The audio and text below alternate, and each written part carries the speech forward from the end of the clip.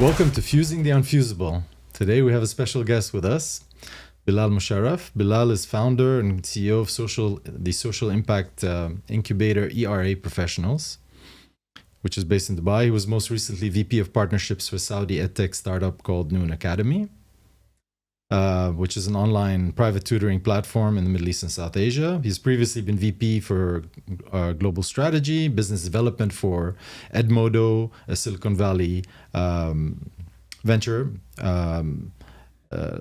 backed learning management system that was acquired by NetDragon Websoft in 2018. Bilal was part of the founding team and served as the head of internalization for Khan Academy. He has experience in both education and finance with a career that began as an actuarial analyst in 1994. Bilal has an MBA and an MA in education from Stanford and a BS in actuarial science from the University of Illinois, Urbana-Champaign. He's an alum of Cadet College, Hassan Abdal, and is a fellow of the Royal Society for the Arts, Manufactures, and Commerce, RSA. Bilal, welcome to the podcast. Thanks for having me. Bilal, you're doing some amazing work in education, and we've talked about it at length. And I'd like you to tell us about your work at ERA and how you're helping underprivileged children in Pakistan. And I believe you call it the butterfly effect. Yeah, that's one of the main projects we're doing right now. So my background, for the most part, has been in Edtech, the use of technology in education. I've worked for a few different startups. One, like Khan Academy, was primarily about creating content. And then Edmodo had no content of its own. That was about building community, particularly a teachers community, like a LinkedIn for teachers. And then I worked for a mobile teaching platform, which was Noon. So even though I've been drinking the Kool-Aid of the use of technology in education, when we're talking about underdeveloped countries like Pakistan and the world at large, really infrastructure is a big barrier and one needs to think about it. And also there's a general consensus in the education world that true education is about providing learning in a social and emotional context, because that's when a human being's brain, particularly a young person's brain, forms the quickest and densest synaptic connections, and which are long lasting.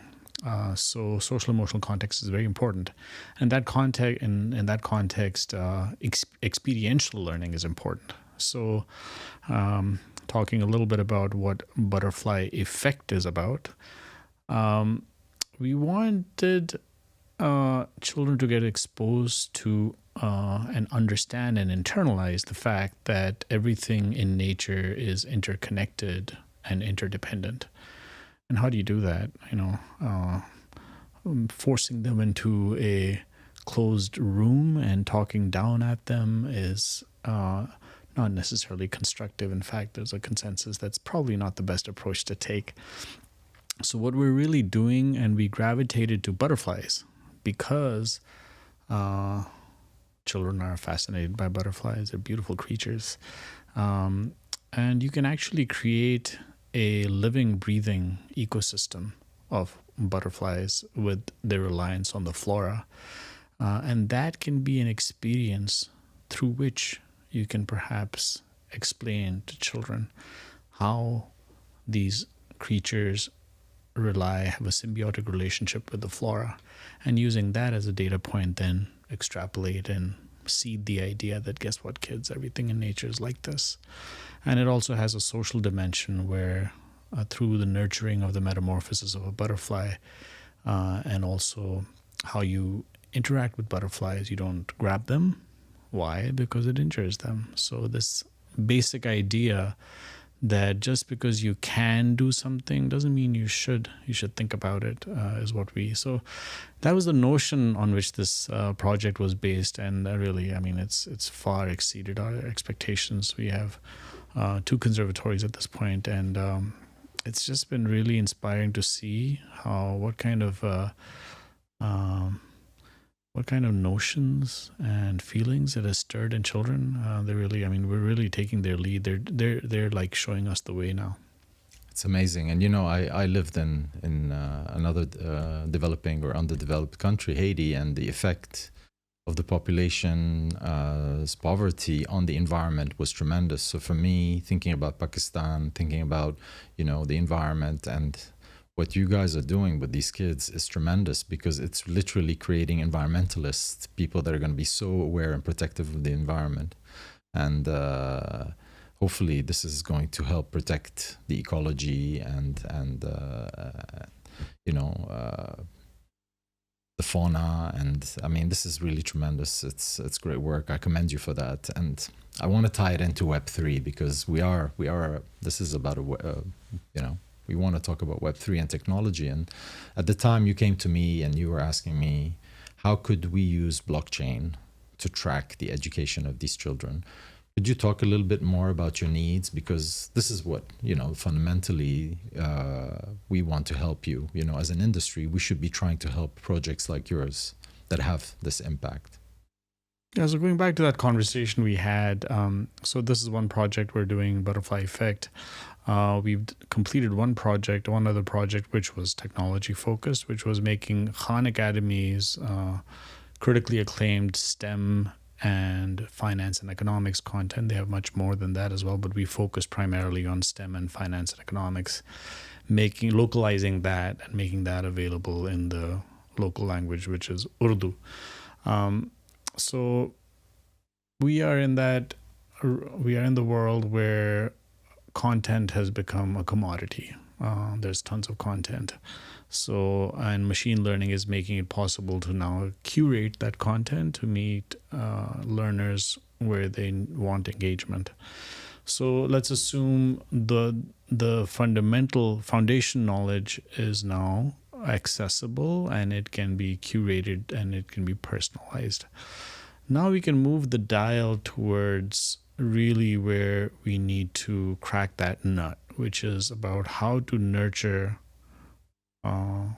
real world problem solving skills and innovation. How do you nurture that? And that's a tough nut to crack. And that's where I think we can really benefit from creating collaborative teams that are DAOs, that would have the kind of smart contracts that can be based on blockchain.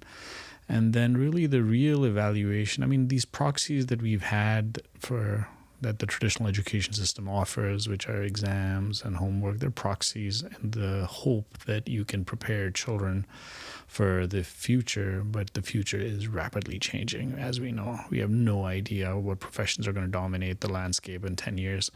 So given that's the case, we need to move towards really making maker festivals as the mainstay of evaluating whether learners are able to apply their knowledge. And this is something that folks like John Dewey in the US had been talking about since the early part of the 20th century, that really doing is just as important as knowing, perhaps even more so.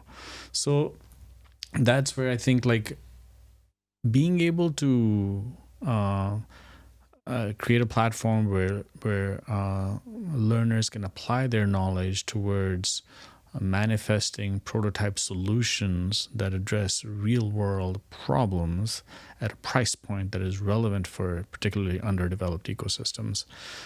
So you can have that platform where people are showcasing their solutions, but really what has led them, for those who are able to successfully prototype solutions, what has led them to be successful problem solvers? That's the nut we want to crack. And I think that's where blockchain can perhaps play an important role to provide certifiable, verifiable credentials in the knowledge acquisition of individuals. So if we have those, if we have a community of knowledge givers and their certification or their accreditation is something that is verifiable, that's totally reliable, then we have a way of then retrospectively looking at what is leading up to successful entrepreneurs.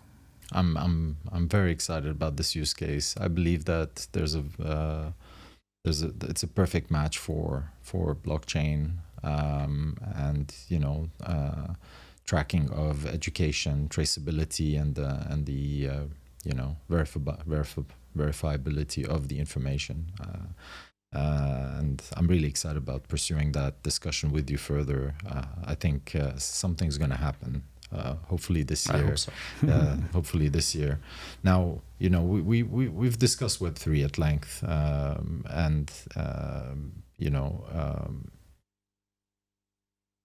what do you think of Web3? So, from an outsider, right? You're not very well versed in. We've had that discussion where what is crypto, what is blockchain, and so forth, and we went into the weeds a little bit. But what's your view of Web3 as an industry from an outsider? What you're helping these young people, right? These young minds, and how can we as an industry?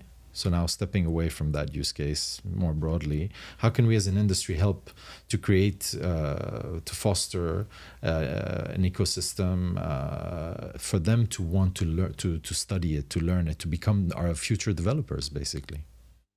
Do you have any thoughts about that? That's a big question. I would say that... How can we make it more exciting for them? I think accessibility today has been addressed, right? But how can we make it more enticing, more exciting? It is so complex, right? That we're working on that. We're working on making it, the user experience and so forth. But do you have any ideas about how, as an educator, as a program, creator, what can we do to create some programs that could help drive that excitement around this, so that we could have our future developers coming out of countries like Pakistan? Yeah, I mean, the more we have examples of DAO-based communities functioning, getting to know how they can set themselves up. How does this really work? How do teams, especially decentralized teams, get accurate credit for their contributions? So that's like something that I think about. Like, we want to incentivize people to contribute, but we also don't want them to be disincentivized because they're too worried about their not getting credited for their work, basically. Yeah, exactly. This is a big topic, and you talked about the commoditization of content, and now with AI, and I want to address that as well. We know that things are changing really fast, but in terms of getting credit for your work and being sure that the work you do will be rewarding financially is key, and blockchain addresses that. I think you're aware, and we need to work on that. So one is the skills-based side, whether being able to verify people's skills and knowledge, then their contributions as team members, then the overarching IP that they produce as solutions. How does that get protected so they can also draw funding for their ideas? Yeah, I mean, there's various models, right? There's various models for coding, for coders, I think we need to be creative in how we I know that there are many coders in Pakistan that work on various parts of the Web2 space, right? Web development, software development, and so forth, web design and software development, but I'm really keen to work with thought leaders and to scratch the surface and really see what we can do to really drive Web3 development. There's a lack of developers out there. We need more, and starting them young, I think helps. And there's a lot of work to be done, and we just need to think about it and hard, because blockchain on its own brings so much in terms of the from the the community aspect, that you talk about the DAO, the decentralization, but also the reward part, right? That you can have tokens, you can use tokens to reward that can be converted into something, and you can get remote locations, maybe even without, I don't know how it would work in Pakistan. I don't know what the penetration of the internet is. So maybe these are some of the things we need to think about. Now we look at Starlink with the mini Starlink, and so there's something happening there, right? I don't know what the penetration is of internet in Pakistan, but I know that definitely what's happening with Starlink is going to help. So yeah, there's a lot of work to be done. It's exciting. It's great to know that there's people like you, organizations like the ERA that are doing such work, such amazing work. Really, it's really inspiring. And I'd like to call out how innovation ideally ought not to be the exclusive domain of science, and programming, software, computer science being a subset of that.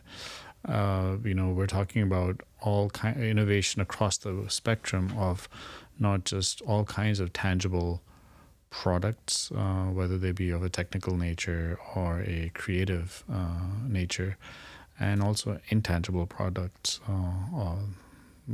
oriented towards services. So the whole gambit of innovation, figuring out how contributions towards final solutions can be captured. Yeah, I think when I think about, and I just came back from Bali, where I spent 10 days there, and I saw how much local production is available. And as a tourist there, I was really impressed, because normally as a tourist you'll travel, you'll see stuff made in China. You don't get that same feel. Bali is really an incredible place. They have wood, they have leather, they have fine touch. They really produce good quality things, much like Pakistan is very good with leather and other items. And I think blockchain doesn't necessarily, it uses software and technology, but it can be applied to various industries. I've worked on a project in Mongolia for Kashmir. To be able to track, to be able to go back to the goat, right? To the goat that produces the cashmere. And I think when we look at those value chains, right, and we see the product being sold at retail at X dollars, and we work our way backwards and see what the labor component is and how much they get paid. It's not always very fair and very sustainable, right?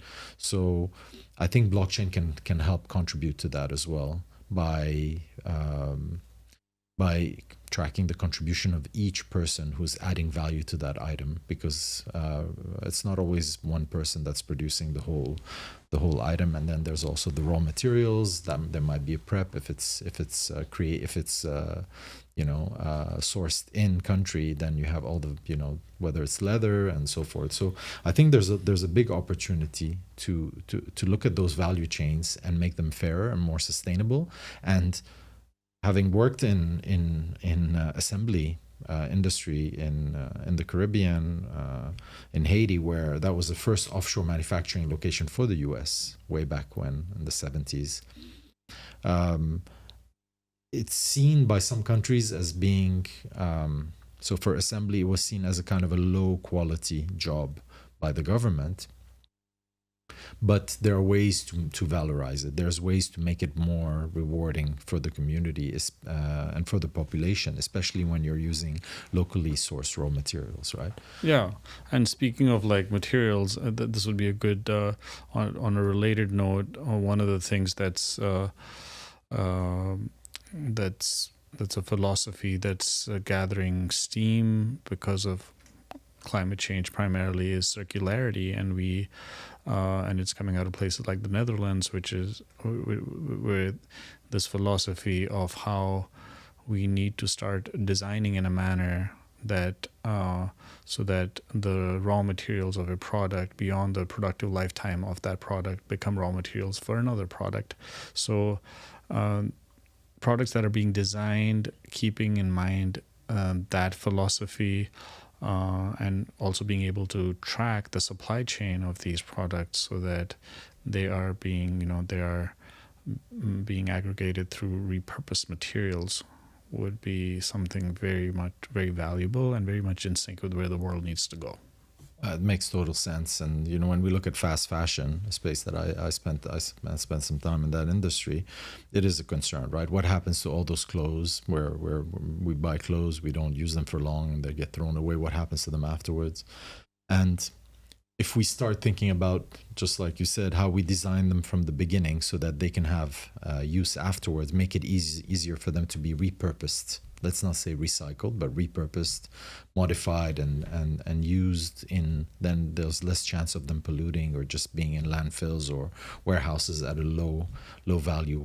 But they could, literally, once their life, the end of life of that product arrives or nears, then it already has it can easily be revalued or put into a new supply chain, and then for something completely different. But the fact that we're designing them, like you said, with that in mind, it's going to help do that for sure. Yeah, and it touches all industries, like from textiles to electronics to construction to food, so yeah, it requires a different approach, and perhaps it might be today still there's persuasion required that there's a benefit to it,